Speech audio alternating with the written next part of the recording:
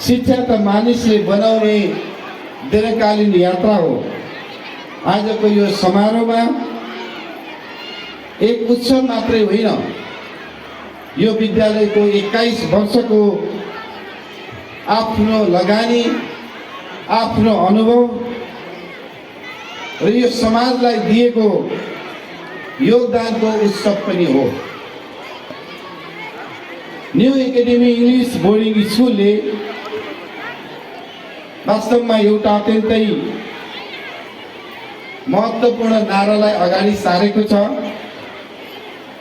आफ्नो नारालाई कागजमा मात्रै होइन, व्यवहारमा उतार्दै लामो समयदेखि शिक्षाको क्षेत्रमा, खेलकुदको क्षेत्रमा, नयाँ उत्पादनको क्षेत्रमा, हरेक क्षेत्रमा विद्यार्थीहरूलाई नारा सहित एउटा काममा पनि उतार्ने गरी विगतको दिनमा जुन अगाडि बढेको छ, ज्ञानसँगै संस्कार, अनुशासनसँगै सृजनशीलता र प्रतिस्पर्धासँगै मानवीय मूल्य सिकाउने विद्यालयहरू नै वास्तवमा राष्ट्र निर्माणका आधार स्तम्भहरू हुन्।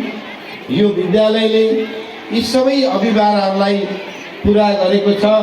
यस अर्थमा म यो विद्यालयको व्यवस्थापन समिति लगायत सबै शिक्षकहरूप्रति म हार्दिक धन्यवाद व्यक्त गर्न चाहन्छु।